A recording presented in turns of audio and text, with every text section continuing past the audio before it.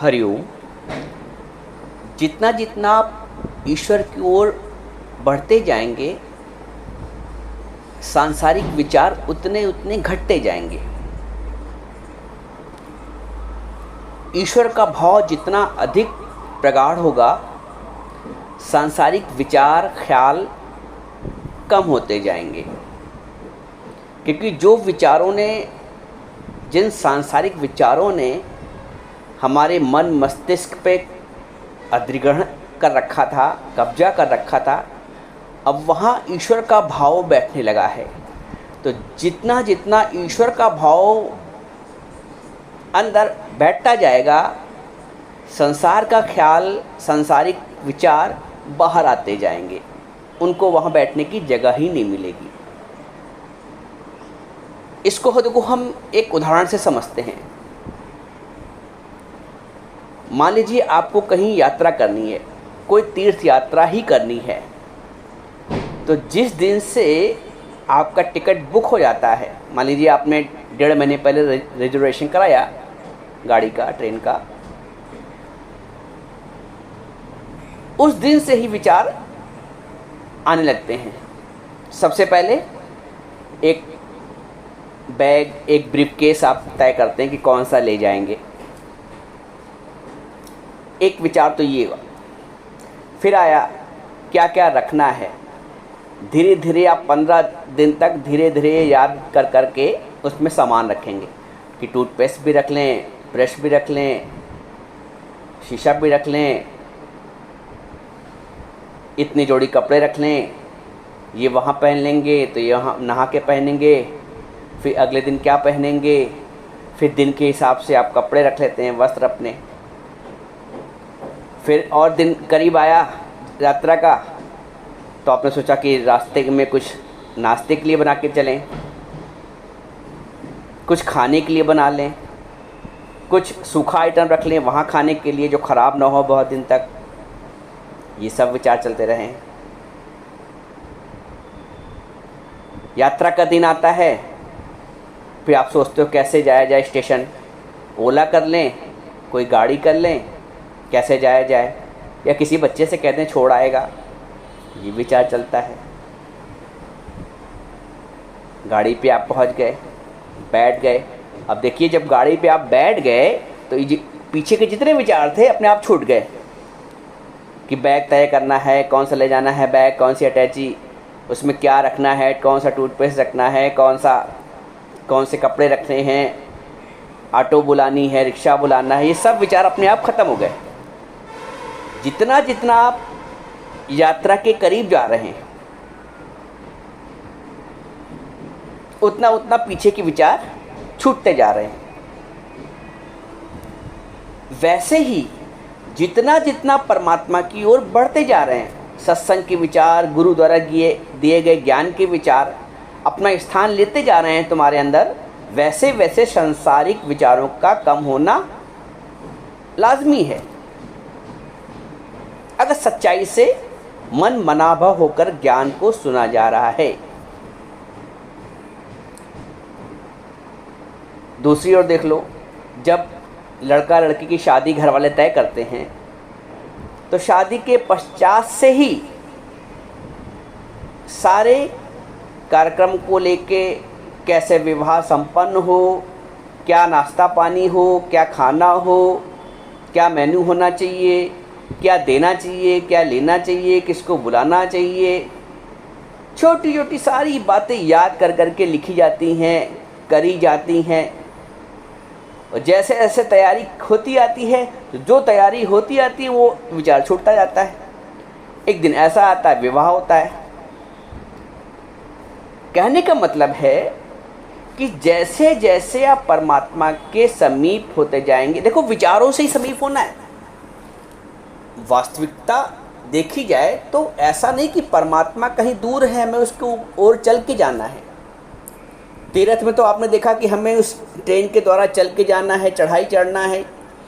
लेकिन ये जो अंदर का तीर्थ है, बाहरी तीर्थ में ऐसा होता है, लेकिन जो अंदर का तीर्थ है उसमें ना चलना पड़ता है, ना कोई बाहर से तैयारी करनी होती है। उसमें बस अपने आप का समर्पण करना होता है। जितना जितना आप समर्पित होते जाएंगे, इसी को मैं कह रहा हूँ कि जैसे जैसे आप बढ़ते जाएंगे आगे, बढ़ने के मतलब समर्पणना, जितना जितना आप समर्पित हो जाएंगे, प्रभु के भाव को बढ़ाते जाएंगे, उतना ही उतना संसार के विचार, जगत के ख्याल आपसे छूटते जाएंगे। आपका जो सांसारिक दायरा है, यही पहचान है। देखो, आपका जो सांसारिक दायरा है वो उतना उतना कम होता जाएगा। अब आप देखो अपने आप को कि अभी संसार के विचार परेशान करते हैं, सांसारिक विचार हमारे मस्तिष्क में कब्जा कर रखे हैं कि परमार्थिक विचार। परमार्थिक विचार प्रेम से प्रगाढ़ होते हैं। एक बात और समझ लो कि जितना जितना प्रेम का भाव परमात्मा की ओर होगा, बढ़ेगा। देखो, परमात्मा, प्रेम, प्रेम का प्रगाढ़ होना, ये सब एक ही क्रिया है, 2 4 10 क्रिया नहीं है। प्रेम का तात्पर्य भी समझो। प्रेम का मतलब होता है स्वयं को भूलना। प्रेम 2 लोगों में नहीं होता है एक विचित्र बात, लेकिन समझने बात है। प्रेम में गलना होता है, प्रेम में अहम को मानना होता है, प्रेम में एकाकार होना पड़ता है। अपनी हस्ती को बनाए रखते हुए प्रेम नहीं हो सकता है। राधा श्याम हो गए, श्याम राधा हो गए। मेहंदी पिस के तब रचने योग्य हुई जब उसने अपनी हस्ती मिटाई। चीनी जब घुल गई तब वो शरबत बनी। तो अहंकार जब घुल जाता है तब प्रेम हो जाता है। जैसे चीनी घुल के जब घुल जाती है तो शरबत बन जाती है, पीने योग्य हो जाती है। वैसे ही अहंकार जब विलीन हो जाता है, अहंकार जब गल जाता है तो प्रेम बन जाता है। तो प्रेम और अहंकार, ये अवस्था ऐसे अलग अलग है जैसे जमीन और आसमान। लेकिन वही अहंकार जब गल जाता है, परिवर्तित हो जाता है, प्रेम में हो जाता है परिवर्तित। प्रेम का भाव ही हमें सर्वत्र ईश्वर के दर्शन कराता है। प्रेम का भाव ही समत्व बुद्धि देता है। बिना प्रेम हुए समत्व का भाव नहीं आएगा, और समत्व में ही परमात्मा है।